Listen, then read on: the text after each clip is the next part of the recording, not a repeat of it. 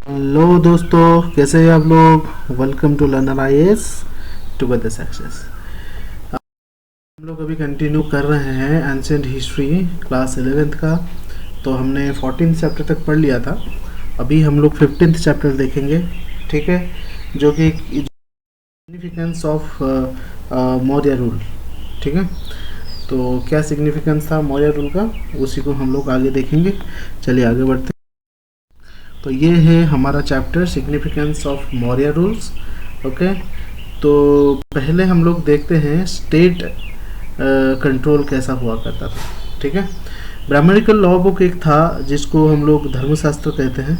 ठीक है, धर्मशास्त्र में ऐसा था कि सारे रूल्स एंड रेगुलेशंस लिखा गया था। ठीक है दोस्तों, जितने सारे रूल्स एंड रेगुलेशंस थे वो धर्मशास्त्र में लिखे गए थे, ऐसा कहा जाता है। ठीक है, धर्मशास्त्र में रूल्स एंड रेगुलेशंस हुआ करते थे। तो ब्राह्मण्स अगेन बार बार ये कहते थे कि देखिए भैया, सब लोग जो है आप धर्मशास्त्र को फॉलो करिए। ठीक है दोस्तों, सारे किंग्स। बट उस समय ऐसा था, जो अशोका थे उन्होंने तो वो ले लिया था, बुद्धिज्म ले लिया था, तो धर्मशास्त्र को इतना नहीं फॉलो करते थे। ठीक है दोस्तों, तो उस समय क्या था, when the social order based on the varna and ashrama, ठीक है, पेरिसेस। ठीक है, the king is called him धर्म प्रवर्तक, ठीक है, और प्रमोलगेटर ऑफ द सोशल ऑर्डर। ठीक है, जो राजा थे उनको धर्म प्रवर्तक कहा जाता था। ठीक है, royal order were superior to other order was asserted. ठीक है, तो अशोका ने ये कह रखा था कि जो रॉयल ऑर्डर होगा, ठीक है दोस्तों, जो रॉयल ऑर्डर होगा वो सबसे ऊपर होगा, इससे ऊपर कुछ नहीं। जो राजाओं ने बोल दिया वो जो रूल है वो रूल है, उसको कोई बदल नहीं सकता। ठीक है दोस्तों, उसके बाद देखा गया है assertion of royal absolutism was a natural culmination of the policy and military conquest adopted by the prince of Magadha। ठीक है, तो ये देखा गया assertion of the royal absolutism was the natural culmination of the policy of the military conquest। ठीक है, adopted by the prince of Magadha अंगा, ये सब जो थे conquest में बिलीव करते थे। ठीक है दोस्तों, तो इस तरह से देखा गया कि Magadha possess the requisite power sod enforce its overall control. ठीक है, मगध सबसे बड़ा एम्पायर बन के निकला, ये सारा उसके अंडर में आ गए थे। ठीक है दोस्तों, इस तरह से हमने देखा कि सारा जो एम्पायर है मगध एम्पायर, उसने जो कि आगे चल के मौर्य बना, ठीक है दोस्तों, वही है मगध जो मौर्य बना, तो वो सबको कंट्रोल करता रहा अपने तलवार के नोक पर। ठीक है, in order to control the sphere of the state and maintain a vast bureaucracy. तो इतना बड़ा जो देश है, इसको चलाने के लिए तो कोई एक अच्छा पॉलिसी चाहिए होगा ना दोस्तों। ठीक है, ये जो देश है अगर हम इस तरह से देखें तो ये पूरा मगध इतना बड़ा था, तो इसको चलाने के लिए एक बड़ा ब्यूरोक्रेसी चाहिए होता है। ठीक है, तो ब्यूरोक्रेसी उसी समय मौर्य के समय पूरे अपना एम्पायर को कंट्रोल करने के लिए उसने एक बड़ा ब्यूरोक्रेसी बनाया। ठीक है दोस्तों, the administrative mechanism was backed by the elaborated system of the elongate espionage various type of spies. ठीक है, तो उसमें क्या किया गया, जो एडमिनिस्ट्रेशन बना, ठीक है, उसमें कई सारे स्पाई बनाया गया। ठीक है, खुफिया आदमी जो कि दूसरे पे नज़र रखे। ठीक है, गोविंदा विभाग, इंटेलिजेंस के टाइप। ठीक है, तो किस किस पे, ऑफिसर्स पे कि सही से काम कर रहे कि नहीं, फॉरेन एनिमीज़ के ऊपर कि कोई प्लान कर रहा है, इस तरह से कई सारे स्पाइस बनाए गए। ठीक है, इम्पोर्टेंट फंक्शनरीज वेर कॉल्ड तीर्थास। ठीक है, important functionaries were called tirthas। It seems that most functionaries were paid in cash। ठीक है, बहुत सारे जो काम करते थे उनको कैश में पेमेंट होता था। The highest functionaries were minister. ठीक है, सबसे ऊपर जो होते थे मिनिस्टर, फिर होते थे उनके पुरोहित, फिर होते थे उनके सेनापति, फिर होते थे क्राउन युवराज। ठीक है, इस तरह से बहुत सारे फंक्शनरीज थे जो काम करते थे सिस्टम के अंदर। दे रिसीव मच 48,000 पनास। ठीक है, तो 48,000 पनाज मतलब सिल्वर कॉइन्स। ठीक है, सिल्वर कॉइन इक्वल जो होता है 1 पना। ठीक है, इस तरह से जो सबसे नीचे होता है उसको 10 से 20 पना मिलता है। ठीक है, तो आप देख सकते हो ऊपर के जो फंक्शनरीज है और लोअर, सबसे लोअर मोस्ट जो फंक्शनरीज है उनमें कितना डिफरेंस होता है। बहुत ह्यूज डिफरेंस देखने को मिलता है इन केस ऑफ वेजेस। ठीक है, तो ये हो गया है स्टेट कंट्रोल, इस तरह से करते हैं। अगर इसको हम थोड़ा सा रिवाइज कर लें तो बहुत बड़ा एम्पायर बन चुका था मगध। उसका धर्मशास्त्र जो कि बार बार ब्राह्मण्स कहते हैं अकॉर्डिंग धर्मशास्त्र को अपना कंट्रोल कीजिए, बट ऐसा नहीं होता था। अपना उस समय बहुत सारे स्टेट, छोटे छोटे स्टेट्स को मिला के मगध बहुत बड़ा बन चुका था। इतने बड़े राज्य को कंट्रोल करने के लिए उसको प्रॉपर ब्यूरोक्रेसी चाहिए था, जिसके लिए उसने कई सारे फंक्शनरीज बना रखे थे, जिसको वो वेच देता था इन द फॉर्म ऑफ पनाज और कॉइन्स। ठीक है, और उस समय सबके ऊपर निगरानी रखने के लिए, एडमिनिस्ट्रेशन को सुचारू रूप से चलाने के लिए उसने अपना एक इंटेलिजेंस ब्यूरो बना रखा था मगध ने, जो स्पाइस थे। ठीक है दोस्तों, जो एक दूसरे पे नजर रखते थे। ये हो गया उनका स्टेट कंट्रोल का डिटेल। अभी हम लोग देखते हैं इकोनॉमिक रेगुलेशन वो लोग कैसे करते थे। If you rely on earth, अगर हम अर्थशास्त्र के हिसाब से देखें, जो कि कौटिल्य ने लिखा था, जिनका चंद्रगुप्त मौर्य को बनाने में किंग बहुत बड़ा रोल हुआ करता था, उनका कहना था कि उन्होंने 27, ठीक है, 27 सुपरिटेंडेंट अपॉइंट कर रखे थे, जिसको अध्यक्ष कहा जाता था। Economic activities of the state, state का जो इकोनॉमिक एक्टिविटीज था उसको रेगुलेट करने के लिए उन्होंने अध्यक्ष बना रखे थे। ठीक है, ये क्या रेगुलेट करते थे? एग्रीकल्चर ट्रेड रेगुलेट करते थे, कॉमर्स रेगुलेट करते थे, वेट्स एंड मेजर्स रेगुलेट करते थे, क्राफ्ट्स इत्यादि सारे जितने भी कॉमर्स के लिए था वो सब रेगुलेट करते थे। अगर स्टेट, एक चीज़ और भी उन्होंने रेगुलेट किया, अगर स्टेट आपको इरिगेशन फैसिलिटी देता है in case of agriculture, then you have to pay some more tax to the state. अगर आपको हम स्टेट इरिगेशन प्रोवाइड करते हैं तो आपको स्टेट को उसका कीमत देना पड़ेगा। ठीक है दोस्तों, तो इस तरह से देखा गया है। Megasthenes informs us that Maurya empire of the official insured that land Egypt and inspected the channels through which water distributed to the smaller channel. ठीक है, मेगनथेसिस के हिसाब से अगर हम देखें तो ये लिखा गया है मौर्य सिस्टम में कैनाल सिस्टम था कि बड़े बड़े कैनाल करके ऐसे छोटे छोटे जगहों पे वो लोग पानी डिस्ट्रीब्यूट करते थे। ठीक है दोस्तों, इरिगेशन के लिए। ठीक है, अकॉर्डिंग टू अर्थशास्त्र, अगर हम अर्थशास्त्र के हिसाब से देखें, कौटिल्यन जो लिखा है, ठीक है, उन्होंने लिखा है striking social development of the Mauryan period was the employment of slaves in agriculture. सबसे इंपॉर्टेंट जो स्ट्राइकिंग सोशल डेवलपमेंट था, ठीक है, जो कि सबसे बड़ा था, इन्होंने क्या किया था, स्लेव्स को निकाल के एग्रीकल्चर में उनको अपॉइंट किया था। ठीक है, जैसे कि फॉर एन एग्जांपल अगर हम देखें अशोका के पीसफुलनेस के नेचर को, तो उन्होंने स्लेव्स को इतना इम्पोर्टेंस देना शुरू किया था। स्लेव्स को स्लेव नहीं मानते थे, वो इंसान मानते। तो इन्होंने क्या किया, इनको स्लेवरी से हटा के एग्रीकल्चर में डालना शुरू किया, जिसके कई सारे फायदे थे। ठीक है दोस्तों, तो एग्रीकल्चर में उनको डालना शुरू किया। ये एक बहुत इंपॉर्टेंट चीज़ यहाँ पे देखने को हमें मिलता है। ठीक है, उसी समय मेगनथेसिस क्या कहते हैं, मेगनथेसिस कहते हैं states that did not notice any slaves in India but there is no doubt that domestic slaves were found in India from Vedic times onward. उन्होंने कहा कि हमें कोई स्लेव्स दिखते ही नहीं है, जबकि स्लेव्स जो थे वो वैदिक टाइम से ही हैं। ठीक है, अभी नया नहीं है, वैदिक पीरियड से ही स्लेव्स यहाँ पर हैं।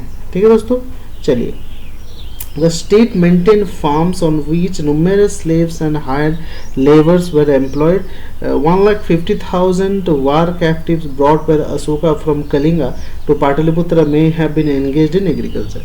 जब कलिंगा वार हुआ था, जब अशोका उसमें जीत गए थे, तो वहाँ पे 1.5 लाख जो उन्होंने लिया था प्रिजनरीज, ठीक है, तो उन सबको उन्होंने क्या किया, खेती में लगा दिया। ठीक है, एग्रीकल्चर करने में उन्होंने लगा दिया। Ancient India society was not slave society.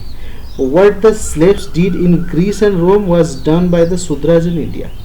ठीक है, एंशिएंट सोसाइटी स्लेव सोसाइटी नहीं था।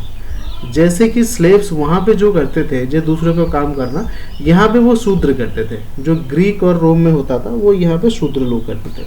ठीक है दोस्तों, तो चलिए देखते हैं। बिसाइड ऑल दिस, उस समय beside this royal road ran from Pataliputra to Nepal through Vaishali and Champaran. We also win road for the foot hill of the Himalaya. ठीक है, पाटलिपुत्र से नेपाल तक रोड हुआ करता था, ठीक है दोस्तों, जिससे कि बहुत सुविधा होती थी, चंपारण से होकर ये जाता था कपिलवस्तु काशी की तरफ। Megasthenes speaks on the road connecting north west India with Patna. Roads also link Patna with Sasaram and from with they went to the Mirzapur. ठीक है, रोड वहाँ पे बहुत अच्छा बना दिया था, ये मैगंथिस ने भी लिखा है। Megasthenes speak about road connecting north west. ठीक है, वो कहते थे कि नॉर्थ वेस्ट पूरा कनेक्ट कर देता था रोड। ठीक है, all this facilities transport is also horses may have the play the important role. ठीक है, ये कहता है कि जब इतना सारा रोड बन गया था तो ट्रांसपोर्ट फैसिलिटी बहुत बढ़िया बन गया था, तो इट मीन्स इकोनॉमी फ्लोरिश करेगा, क्योंकि अगर अच्छे से कनेक्टिविटी हो गई तो लोग यहाँ से वहाँ से जा सकते हैं, अपना व्यापार अच्छे से बढ़ा सकते हैं। और ट्रैवल करने के लिए सबसे इम्पोर्टेंट रोल प्ले किया हॉर्स ने, घोड़े से जाते थे लोग ज़्यादातर। ठीक है दोस्तों, ये भी हमें देखने को इसमें मिला है। चलिए, the stone pillar Ashokan inscription appear important highway. Ashoka से इंस्क्रिप्शन बहुत ज़्यादा लिखने को मिलता है, इम्पोर्टेंट हाईवेज। ठीक है, ये बहुत बढ़िया हिस्ट्री हमको बताता है इंस्क्रिप्शन में। वो बनाते कैसे थे, इनकी इंस्क्रिप्शन स्टोन पिलर में बनता था, जो कि चुनार से बनता था। Varanasi from where they were transported to, Varanasi से ये लोग सबसे ज़्यादा बना के दूसरी जगहों पे वो ट्रांसपोर्ट करते थे। ठीक है दोस्तों, medieval transport improve due to the more settlement on the highway and the use of stirruped horses. ठीक है, जैसे जैसे हॉर्सेस यूज होने बढ़े वैसे वैसे कनेक्टिविटी बढ़ा और ट्रांसपोर्ट सिस्टम दुरुस्त होता गया। ठीक है, the Maurya ruler did not have to deal with the large population, all told their army did not exceed 6,50,000 men. If 10% of the population was recruited, the total population in the Gangetic Plain may not have been more than 6.5 million. ठीक है दोस्तों, तो इतने नहीं थे, फिर भी बहुत सारा आर्मी इन्होंने जमा कर रखा था, किसने, मौर्यस ने। ठीक है, चलिए आगे बढ़ते हैं। इतना कुछ इसमें नहीं है, बस देख क्या हुआ, सिग्निफिकेंस क्या थे मौर्यस के। ठीक है, अशोकन इंस्क्रिप्शन जो थे, royal right rain over all the country accept, ठीक है, वो पूरे देश में ईस्ट तक से साउथ तक ये फैला हुआ था। 9 Ashokan inscription has been found in Andhra Pradesh and Karnataka, but ठीक है दोस्तों, 9 इंस्क्रिप्शन हमें आंध्र प्रदेश और कर्नाटका में अशोका इंस्क्रिप्शंस देखने को मिलता है। ठीक है, the Mauryas attached great importance to assessment than to storage and depositing.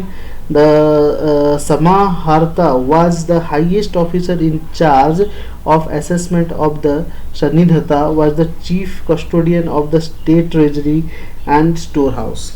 ठीक है दोस्तों, ये अब देखिएगा, इसको अच्छे से जब पढ़ेंगे तो पता चलेगा। Samaharta was the highest officer in charge in the assessment and Sannidhata was the treasurer. ठीक है दोस्तों, द स्टोर हाउस था, उसका ट्रेजर था इन द मौर्यन पीरियड। ठीक है, ये कभी कभी पूछ देता है ट्रेजर को क्या कहा जाता है। The list of taxes mentioned in the अर्थशास्त्र is impressive and if these were really collected little would have left people on a live on. ठीक है, अर्थशास्त्र में जो टैक्सेस लिखा गया है उसी हिसाब से यहाँ पे टैक्स कलेक्ट होता था। ठीक है दोस्तों, epigraphic evidence for the existence of rural store house which shows that taxes were also collected in kind that these granaries were meant for helping local people in the famine trope. ठीक है, ये देखा गया है, epigraphy में ये evidence मिला है, इंपॉर्टेंट है कि टैक्स तो बहुत कलेक्ट किया जाता था। ठीक है दोस्तों, बट वो टैक्स को ये लोग रखते थे। ठीक है, ग्रेनरीज में, मतलब राजकोष में इसको रखते थे। फिर बाद में चल के जब कोई प्रॉब्लम आता था स्टेट पे, ड्रॉट आ गया या फिर कुछ भी हो गया, उस समय इसको यूज किया जाता था। ये एक अच्छी बात है। ठीक है, it seems that punch marked silver coin which carry the symbol of peacock and the heel crescent formed imperial currency in the Maurya. They have been discovered large number without doubt they have collection of tax. देखिए कुछ coins मिले हैं, 5 coin, ये तो बहुत पहले से हमने पढ़ा है। 5 कॉइन यहाँ पे मिला था। ऑब्वियसली सी बात है, ये कहाँ से आते होंगे, टैक्स से कलेक्ट होते होंगे। ठीक है दोस्तों, टैक्स कलेक्शन में ये आते होंगे। ठीक है, चलिए ये देख लीजिएगा। आर्ट एंड आर्किटेक्चर कैसा है, या इस समय आर्ट और आर्किटेक्चर कैसा था। मौर्य के रिमार्केबल था। ठीक है, कॉन्ट्रीब्यूशन ऑफ आर्ट, ये तो मतलब अपने पीक पे था, नृत्य पे। ठीक है। मेगेंथिसिस क्या कहते हैं, states that the Mauryan palace at Pataliputra was the splendid, ठीक है, splendid as that in the capital of the Iran, ठीक है, ईरान के कैपिटल जैसा था। Fragments of the stone pillar and the stumps, ठीक है, indicating the existence of the 80 pillar hall, 80 pillar hall था, ठीक है दोस्तों, हैव बीन डिस्कवर्ड इन कहाँ पे, कुम्हारहर में, ठीक है, कुम्हारहर में हमें ये देखने को मिलता है क्या, मौर्यस के जो है भवन था, पैलेस, ठीक है, on the outskirt of the modern Patna, Patna के बाहरी तरफ ये था। Although this remains the recall the magnificent mansion by the Megasthenes, Megasthenes ने इसको बहुत एक्सप्लेन किया है। This high technical skill attend by the modern artisan polish the stone pillar which at the shining and northern black polished ware, ठीक है, NBPW, ठीक है, इस तरह से इनको बहुत बढ़िया से बहुत बढ़िया पॉलिश्ड वेयर का काम ये लोग करते थे। Each pillar is made up of the single piece of the colour stone, ठीक है, ये लोग मोनोलिथिक काम करते थे, ठीक है, ठीक है, एक पत्थर से एक पिलर ये लोग बनाते थे, जोड़ जोड़ के नहीं बनाते थे, ठीक है दोस्तों। अब यहाँ पे देखते हैं the Maurya artisans also started the practice of having out cave from the rock for monks and live इन।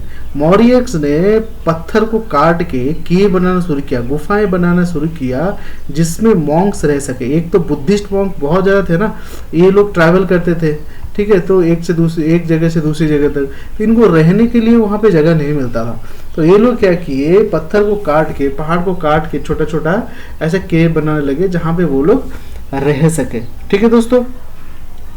अब देखते हैं spread of material culture and state system. अब मटेरियल कल्चर कैसे स्प्रेड हुआ और स्टेट कैसा था। Mauryas created for the first time a well organise state machinery. Maurya ने सबसे पहले ऑर्गेनाइज स्टेट बनाया, मशीनरी बनाई, ब्यूरोक्रेसी आया, ठीक है, बहुत सारी चीज़ें इन्होंने शुरू किया।